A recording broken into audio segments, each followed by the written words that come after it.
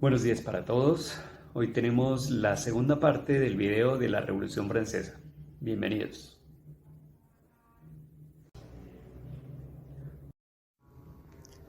A finales del siglo XVIII, uno de los reinos más poderosos de Europa se enfrentaría a un poderoso enemigo, el poder de su propio pueblo. En 1770 se daría el matrimonio del futuro heredero del trono de Francia, Luis XVI, de 15 años de edad, con la joven archiduquesa María Antonieta de Austria, de 14 años, con el propósito de unir políticamente a Austria y Francia. 5 años después, en 1775, se coronaría como rey de Francia, a lo cual expresaría: «Protégenos, Señor, porque reinamos muy jóvenes». Al inicio de su reinado, Luis XVI vio una oportunidad de venganza en contra del Imperio Británico, que los había vencido años antes en la Guerra de los 7 Años, donde Francia perdió gran parte de sus posesiones en América y Asia. El plan de venganza de Luis XVI era lograr que Inglaterra también perdiera sus colonias en América, y decidió financiar la guerra para que los Estados Unidos se independizara de Inglaterra y así lograr su venganza. Para esto aportó cerca de 2.000 millones de libras a la causa, suficientes para alimentar y mantener a 7 millones de franceses por un año. Esa inversión marcaría el inicio del colapso financiero de Francia. Mientras el rey enviaba dinero y tropas a través del Atlántico, María Antonieta se ocupaba de contraer sus propias deudas, coleccionando piezas de moda cada vez más extravagantes. Pero su mayor deuda con Francia era no haberle dado un heredero. El tan ansiado delfín Luis José llegó hasta 1781, 11 años después de haber contraído matrimonio. Ahora, recordemos que la sociedad francesa de la época estaba dividida en 3 partes o estamentos. El primer estado era la iglesia, no pagaba impuestos y recibía de los campesinos el diezmo, es decir, la 10ª parte del producto de sus cosechas. En el segundo estado estaba la nobleza, dueños de las tierras, tampoco pagaban impuestos. Los campesinos le pagaban un tributo y solo podían venderle sus cosechas a ellos. Estos 2 primeros estados, el clero y la nobleza, sumaban un 3% de la población de Francia. Y el tercer estado, que comprendía el 97% de la población restante, estaba compuesta por la burguesía, ricos comerciantes y banqueros, los profesionales y liberales, médicos, abogados y artesanos, y pequeños comerciantes. Por otro lado, estaban los campesinos libres, pequeños propietarios, arrendatarios y jornaleros. Todos carecían de poder y decisión política. Además, eran los que pagaban todos los impuestos y no tenían ningún derecho.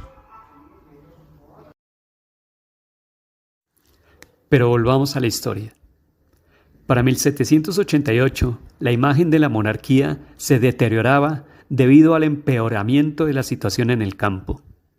Una serie de malas cosechas y el elevado precio de la harina generaron una escasez del propio corazón de la dieta francesa, el pan.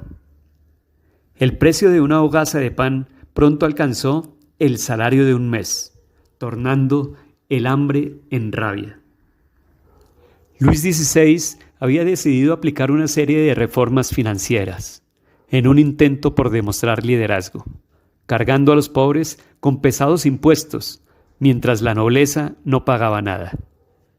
Aunado a esto, Francia sufrió el más crudo invierno en 90 años, teniendo que declarar al gobierno en bancarrota y convocar en 1789 los Estados Generales. En estas reuniones se tomaban decisiones para el reino, pero la votación era por estamento, por lo que los dos primeros estados siempre tenían las de ganar. Entonces, los miembros del tercer estado, Robespierre era uno de ellos, intentaron convencerlos de hacer la votación por persona. Algunos miembros del clero y muy pocos de la nobleza fueron convencidos para asumir una votación individual y no por estamento, lo cual hizo que el rey decidiera cerrar las puertas y no permitir la entrada de los diputados del pueblo. Allí deciden reunirse solos y es cuando juran en la cancha de tenis no dejar de reunirse hasta obtener una nueva constitución, autonombrándose como una nueva Asamblea Nacional. Esto sucedió el 20 de junio de 1789. El rey destituye a Necker como su ministro de Finanzas y los rumores sobre preparativos militares provocan el levantamiento armado de los parisinos, que se apropian de fusiles y cañones, atacando la prisión de la Bastilla, símbolo del despotismo. Los sublevados se adueñan de la capital y 3 días después, Luis XVI reconoce el nuevo orden de las cosas. Con la toma de la Bastilla se dio inicio a la Revolución Francesa. A principios de julio, 30.000 soldados toman posiciones en los alrededores de París. Para defenderse, la gente forma una nueva Guardia Nacional. Los revolucionarios asaltan las armerías de París y se van con más de 28.000 mosquetes. Lo único que les falta es la pólvora, y la gente sabe dónde encontrarla. En el centro de París se alza un enorme castillo de piedra, conocido como el símbolo del dominio feudal, la Bastilla. La prisión acoge los almacenes de pólvora de la ciudad y se conoce como la prisión de las torturas y las muertes inexplicables. La Bastilla había sido el gran símbolo del despotismo monárquico, el gran símbolo de los reyes de Francia yendo más allá de los límites de su propio poder. Para los franceses simboliza el horror. En medio de las revueltas se produce un sorprendente escándalo. Luis XVI despide a su ministro de Economía, el apreciado Jacques Necker, por portarse demasiado bien con el pueblo. Horas después de despedir a Necker, llega a París la noticia de que han despedido a su hombre preferido de la corte. No queda más opción que la sublevación. El 14 de julio, multitud de gente se reúne identificándose entre sí con un pequeño emblema. Rojo y azul son los colores de París, separados por el blanco, el color de la Casa de los Borbones. El tricolor ha nacido. De entre la multitud exaltada, una voz grita: ¡A la Bastilla! Con el ataque a la Bastilla, la gente de París está diciendo: no te podrás librar de una nueva Asamblea Nacional. La gente está tomando cartas en el asunto, está cogiendo las armas y diciendo: estamos del lado de la revolución.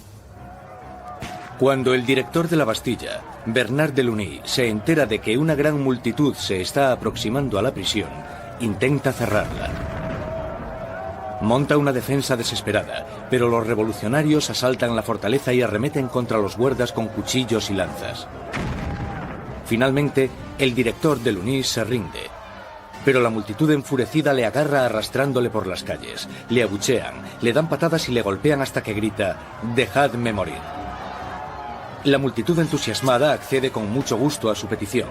Le apuñalan, le disparan y nace una revolucionaria tradición. Su cabeza decapitada desfila por las calles clavada en una lanza.